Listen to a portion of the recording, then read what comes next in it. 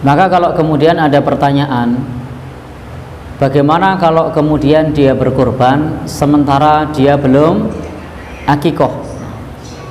Termasuk pertanyaan yang sering, kami belum akikoh, apakah boleh bagi kami untuk berkurban? Sesungguhnya yang berkurban ini tuntunannya berbeda dengan akikoh dalam hal sebab. Untuk akikoh sebabnya karena kelahiran anak. Untuk kurban sebabnya kita memiliki rezeki yang lapang di bulan Dzulhijjah atau pada saat Idul Adha. Jadi ini dua sebab yang berbeda dan tidak pernah kita temukan di dalam kitab-kitab fikih yang menyebutkan bahwasanya akikoh adalah syarat bagi sahibul kurban. Jadi tidak merupakan syarat, jadi bukan merupakan syarat.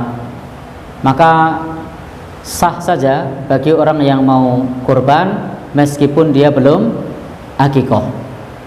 Dan kita juga mengetahui akikoh itu adalah tanggung jawab orang tua untuk anaknya, sementara kurban itu adalah kepala keluarga ketika dia memiliki kelapangan rezeki.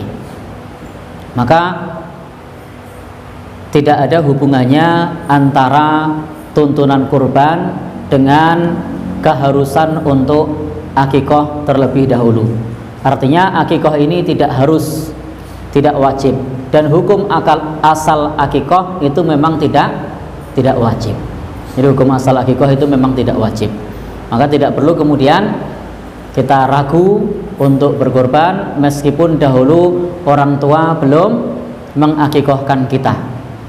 Karena untuk orang yang seumuran saya di tempat kita itu masih banyak yang belum akikoh. Saya tidak tahu yang hadir di sini mayoritas sudah akikoh atau belum. Kalau boleh saya tanya dulu, waktu masih kecil sama orang tuanya diakikohi atau tidak? Yang sudah diakikohi boleh tunjuk jari. Kok pada tidak diakikohi? Ya.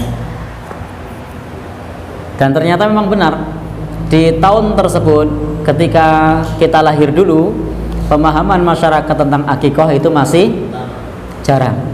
Taklim pengajian yang membahas mengenai masalah akikoh juga masih sedikit. Waktu itu barangkali yang lebih kental adalah tradisi mbrokoi, ya. Nah, tradisi puputan setiap tempat berbeda-beda. Itu adalah bagian dari tradisi masyarakat, bukan merupakan tuntunan di dalam agama kita. Nah, tuntunan dalam agama kita kalau lahiran bayi itu akikoh. Kalau tradisi tiap tempat, tiap daerah berbeda-beda.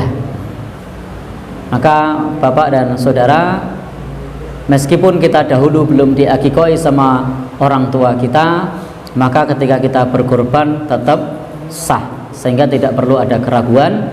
Meskipun pertanyaan serupa sering disampaikan oleh sejumlah orang karena khawatir kalau kurbannya tidak sah karena belum diakikohi. Padahal itu adalah dua hal yang berbeda. Akikoh itu tuntunan untuk orang tua kepada anaknya, sementara kurban itu tuntunan untuk siapa saja yang memiliki kelapangan rezeki. Jadi sebabnya oleh waktu yang berbeda. Kalau pertanyaannya lebih utama mana, akikoh atau kurban, ini juga tidak nyambung. Kenapa? Karena itu di waktu yang berbeda. Kalau kelahiran bayi, jelas pada saat itu tuntunannya adalah akikoh. Kalau bulan Idul Adha atau bulan Dzulhijjah, saat Idul Adha, tuntunannya adalah kurban. Itu dua waktu yang berbeda. Lain soalnya kalau kemudian ada anak lahirnya tanggal 3 Dzulhijjah, pas tanggal 10 bareng dengan ibadah kurban, mana yang lebih utama? Lah ini baru pas. Yang lebih utama adalah mendahulukan kewajiban yang waktunya sempit terlebih dahulu, yakni akikoh. Karena waktu kurban dengan akikoh waktunya bersamaan. Untuk kurban itu waktunya masih berulang setiap tahun, sementara akikoh waktunya tidak berulang setiap tahun. Dan akikoh itu tuntunannya sudah gugur kalau sudah masa 7 hari, 14 hari, maksimal 21 hari. Selepas itu tuntunan sunnah sudah gugur. Artinya tidak disunnahkan lagi untuk akikoh jika sudah usianya 21 hari. Yang disunnahkan kalau berapa tadi? 7, 14 atau 21. Maka kalau lebih dari itu maka sudah tidak disunnahkan lagi. Meskipun kita melihat bahwa memang para ulama memfatwakan bolehnya kita melakukan akikoh kalau sudah melewati usia tersebut. Itu hukumnya bukan lagi sunnah apalagi wajib, tapi hukumnya sekedar mubah. Dan jika sudah lebih dari 21 hari apalagi sudah dewasa, maka rangkaian akikoh tidak bisa sempurna. Rangkaian akikoh tidak bisa sempurna karena dalam rangkaian akikoh itu apa yang perlu kita kerjakan? Tutbahu yaumas sabi'i, menyembelihkan hewan pada hari yang ke-7. Wa yusamma, diberi nama. Wa yuhlaku ra'su, mencukur rambut. Kemudian wa tasaddaqu biwasni fiddah, untuk bersedekah senilai rambut tersebut dengan perak misalnya.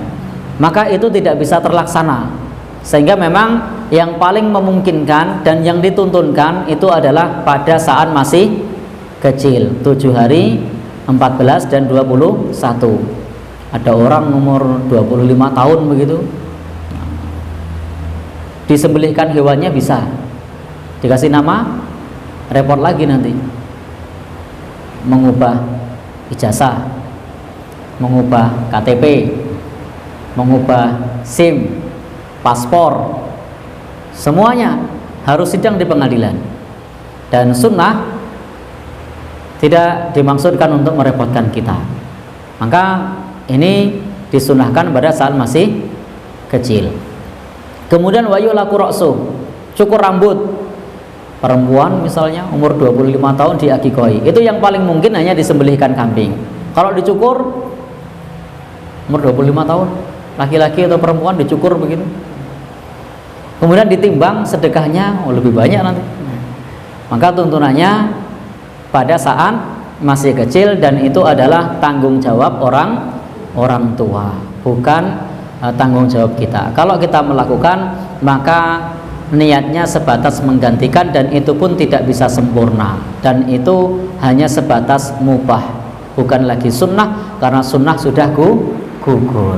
Maka kalau kita mau kurban, tidak harus akikoh terlebih dahulu, tidak harus akikoh terlebih dahulu.